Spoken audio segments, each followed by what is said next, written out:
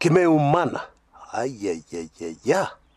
Now that crude phrase, Kenyan phrase, means that things have just become elephant. Hours after Oscar Sudi was grilled, Oscar Sudi, of course, is a legislator from the Rift Valley, very close ally to the Deputy President William Samoei Ruto. Hours after Sudi was grilled, the security detail of Kiambu Governor Ferdinand Waititu was withdrawn. Essentially what that means is that you no longer have people with big guns protecting you. Being a governor, of course, you have the means, and therefore you can seek private security services. But those bodyguards will be carrying what some of my friends in the security circles call toys.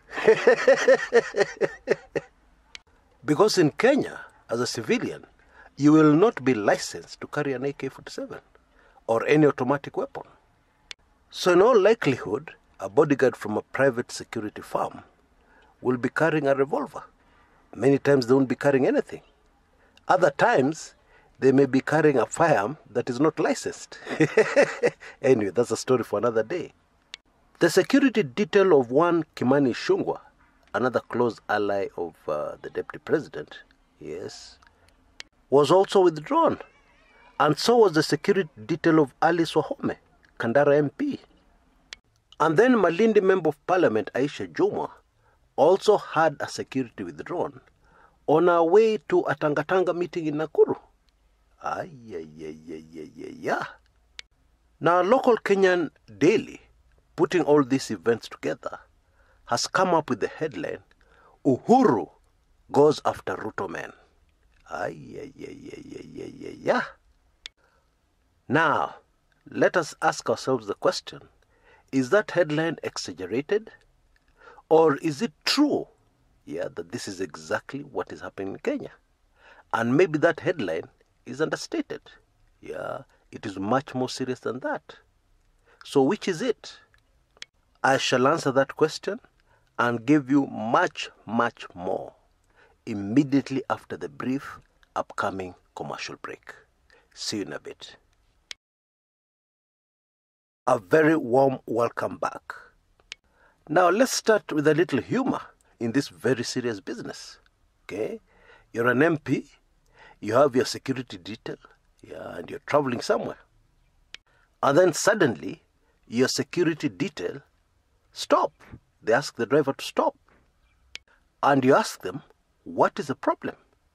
Is there a security threat? And they tell you, no. We have been instructed to return to Nairobi immediately. And so, your security detail leaves you in the middle of nowhere without any security. Now, if you have never had any bodyguards in your life, you will not understand the impact of this because you're used to them. It's just like if you're used to wearing clothes, and they're suddenly withdrawn, it'll affect you, as opposed to somebody who's used to walking naked. Yes, I think you get my meaning. I want you to understand this because politicians are very good actors. They'll come out looking very brave, as if it means nothing, as if it has not affected them, while in actual truth, it has hit them where it hurts. Let's take another scenario. You're an MP, and then you receive a call. You're away from home, of course, and you receive a call from a little son. Daddy, wale mapolisi wameenda. Translation, the police are gone. So you ask your son, wameenda wapi? Kwani iko nini? Wameenda daddy, sijui mali wameenda. Sasa hakuna mtu kwa gate na bunduki. Dad, I'm scared. Yes, that is the reality. And that is why the Kikuyu legislator Kimani Ichungwa, when asked by the media whether it's true his security has been withdrawn, his first comment was very interesting. He said, yes, it's true. I don't know what these people want to do with my family when I'm away. Now, the truth is we have been here before. Yes, in fact, very recently, during the 2017 general elections. You remember there was a time when virtually all opposition legislators, especially ODM people, had their security detail withdrawn. However, This time, there are a few differences. First of all, many of the MPs, Jubilee MPs, have more than one bodyguard. Because legally, an MP should have only one bodyguard, following them everywhere they go. This business of having a bodyguard at your home, at your house, that does not apply to members of parliament. So how did these people get up to 5 bodyguards, some of them? Well, they're in the Jubilee ruling party. And all they had to do, because they're in government, as Kenyans like to say, they just put pressure on the then Inspector General of Police, Bwana Boynet. I need more bodyguards. You never know what these ODM guys are going to do to me. Something like that. So they got more bodyguards. So this time, it is much more painful than in the case of ODM legislators. Because most ODM legislators had only one bodyguard provided by the government. If you wanted more, you would have to hire your own private security detail. The only people in the opposition who had more than one bodyguard were former Vice President Kalonzo Musyoka, people like those, people like Raila Odinga. In fact, most of you will remember the panic Kalonzo Musyoka went into. So much so that there was a very curious incident that happened in front of his house. He reported to the police that somebody had thrown a grenade into his compound. But when investigators went there, they found a lot of funny things. And the conclusion, and the conclusion of investigators was that the whole thing was stage managed. Most of you will remember those details. Now, the interesting thing is that that story went quiet. We never reached a conclusion to that story. Because stage managing something like that is criminal. Somebody should have been arrested and arraigned in court. But I guess Kenyan politics, hawezi kuelewa. Very difficult to understand. Anyway, let's not get sidetracked. Bottom line, let no MP lie to you. This is a big deal, a very big deal. And remember, this comes hours after Oscar Sudi was grilled. Why? For his hate speech. Remarks that he made almost 2 weeks ago. And nobody followed up. Kenyans complained on social media that it was hate speech. But action has finally been taken 2 weeks later. Now let's just take a moment to hear the controversial remarks that Oscar Sudi made. Walifu usiku na mchana, akiamuka tu asubuhi, na hiyo wajedua wako na shida sana. Wana supporting tu mtu kwa sababu wanaona ati anaongea Kiingereza mingi. Hiyo Kiingereza haiwezi kukuliwa, my friend. Haiwezi kajenga shule. Haiwezi kapeleka watoto shule. Na ndio unaona Orengo amekwama. Orengo anaongea kuhusu corruption. Na mimi nataka niambie Wakenya hivi. Wakati Orengo alipewa akakuwa minister wa lands, chini ya mwezi 4 alinunua suti 6 ya milioni 1 na shati ya 1400. Sasa nikashindwa, huyu mtu hata ana mali ya kujenga land ya meni anaenda ananunua suti ya milioni 1. Who is corrupt between us na hii watu ya handshake? Na ndio mimi nataka niseme, sisi tukiwa viongozi wa bonde la ufa, tunataka turudie tena tuseme hivi. Kati yetu na Wakikuyu tulilumbana kwa miaka mingi. Hatuwezi kukubali mtu mwingine atuletee tulumbane. Hatuwezi kukubali mtu mwingine atuletee fitina ati ikifika siku ya kura Mkikuyu anatoka hapa anaenda Nyeri. Hiyo tumesema hapana. Kama iliwezekana tushikane na Wakikuyu wakati tumemwaka damu, immediately after 5 years tukarudi tukashikana na tukapigana kura. Mimi nataka niambie nyinyi watu wa ODM, amwezi kututawanisha na Wakikuyu kwa sababu tunajua shida ya Kenya hii ndio watu wapigane ni kati ya Mkikuyu na Mkalenjin. Nyinyi wengine ni watu tunaweza control nyinyi kikienda maneno ya vita, my friend. Na hiyo hatuwezi kukubali. Ile wakati Raila alituletea fitina hapa, Wajaluo walikuwa wanarusha mawe for 2 hours wamepotea. Ni watu hawezi wakasustain shida ama vita. Na ndio sisi tumesema pia kwa mila yetu atupigange watoto kama Wajaluo au kama watoto kwetu. So kwa sababu tunapigana na Wakikuyu tumesema enough is enough. Nobody atafanya tena turudi kupigana na Mkikuyu, kati ya Mkikuyu na Mkalenjin kwa sababu ya fitina ndogo ndogo. Nataka niambie hawa watu wa ODM wajipange. Na kama mnataka kushindana na William Ruto, tafuteni kijana. Raila amechoka. Raila amechoka. Na mimi naomba pia Raila wacha kutumia Wajaluo kwa njia mbaya. Akifanya chochote anafanya ni yeye tumbo yake na kule juu, na Wajaluo wana support. Me, I don't understand. Yes, Bwana Sudi has a very poisonous tongue. But in my view, and this may be controversial to some of you, in my view, those are not really the remarks that rubbed somebody up the wrong way. The remarks that rubbed somebody up the wrong way are as follows. Just listen to this audio. Si ati hatujui vitu yenye mmeiba nyinyi watu. Waisi wakubwa ni nyinyi. Na hiyo ndio siku itafika. Na ile kitu mnatafuta mtapata. Na hiyo siku inakuja. Kila siku unaongea. Niliona mwingine akisema sijui nimeiba mali ya nani. Yep, Bwana Sudi hit directly at the President of the Republic of Kenya and got away with it. Yeah, until now. Now, the reason why I bring up all this is because, in my view, this time, of course, Uhuru has gone after Ruto men. But this time, the strategy and the approach is very different. Last time, during the 2017 general elections, it was all emotional. And I think I emphasized that a lot on this channel. The decisions and actions were being made emotionally, haphazardly. And that is one big difference this time round, because the withdrawal of the security detail of these MPs and whatever is being done, to counter these MPs allied to DP William Ruto is very slow, meticulously calculated. Now, somebody might say, Chris, in fact, these guys are wasting time. Why don't they just move ahead and do what they have to do? Hii mambo ya kwenda polepole mosmos ni ya nini? Well, I want you to look at it in a completely different way. Imagine you're on the war front. Your enemy is before you. And you expect your enemy is going to attack. Now, if your enemy comes charging at you right away, that's very easy to defend. You can already read what they're going to do. You can read the actions. You can see through exactly how they're planning to attack you. And that's easy to deal with.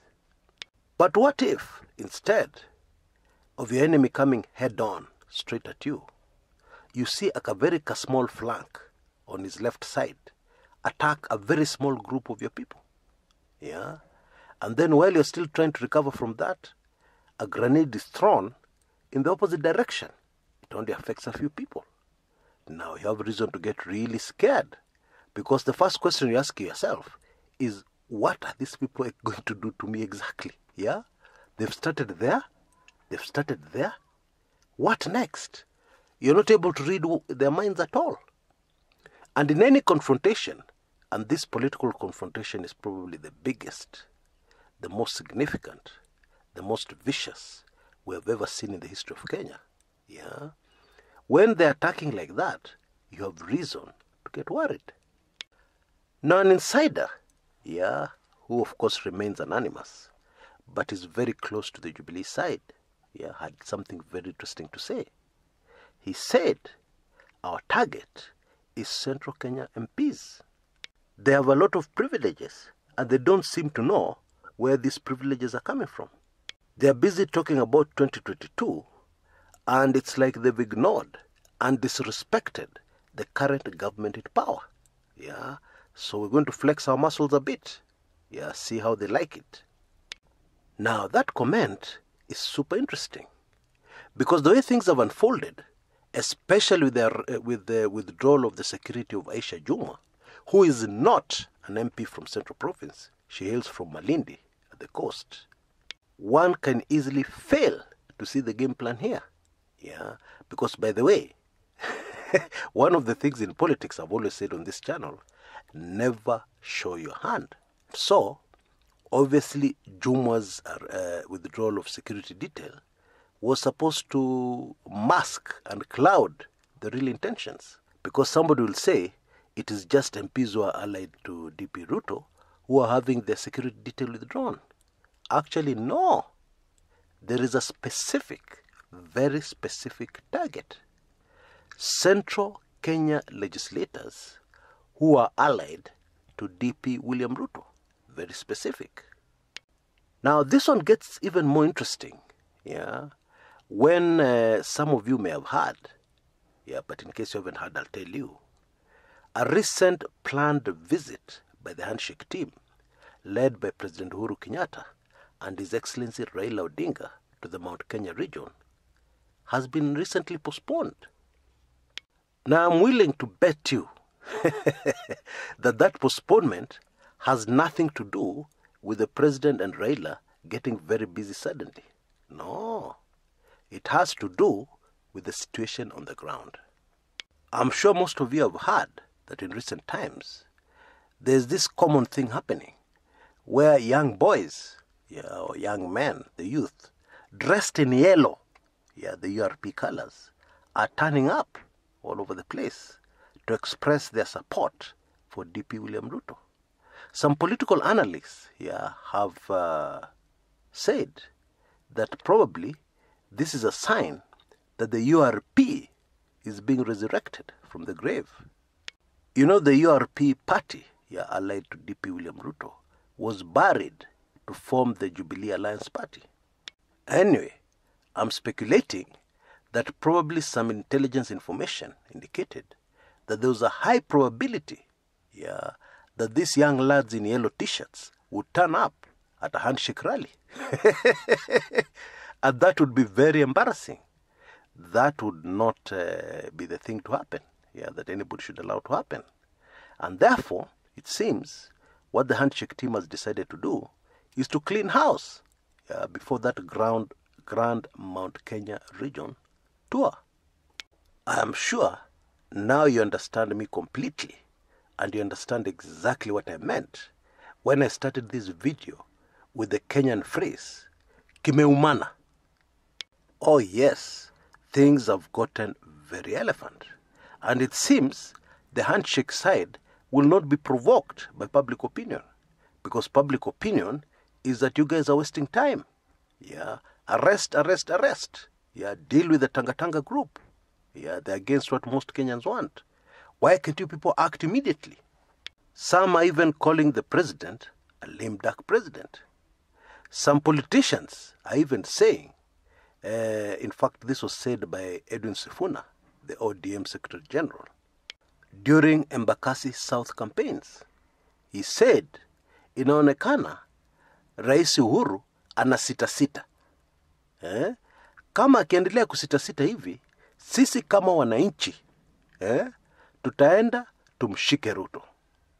Translation, President Uhuru Kenyatta seems to be very hesitant. And if he continues being hesitant, we as the people of Kenya can execute a citizen's arrest, and arrest the corrupt. You remember that remark? He even went ahead and said that we in ODM have lawyers. We're going to privately prosecute that case. Now. That is extreme provocation. But the handshake side has not taken the bait. They're sticking to their plans. Mos, slow but sure. And very meticulously calculated. Keep your eyes wide open. And follow the situation in Kenya very closely. And don't get bored. It appears that this is a chess game. Chess is not pop, it's not drafts. Pop, nimekula, the game over. No, it's a slow game. You take care of a pawn here, very small pawn. Then you make a move which looks insignificant. And then you go forward very slowly. Then suddenly you hear somebody saying, checkmate. And the game is over. That is what the Kenyan political situation is right now. So get away from drafts. Take out your chessboard and be patient. Folks, things are happening. Until next time, this is Chris Kumekucha.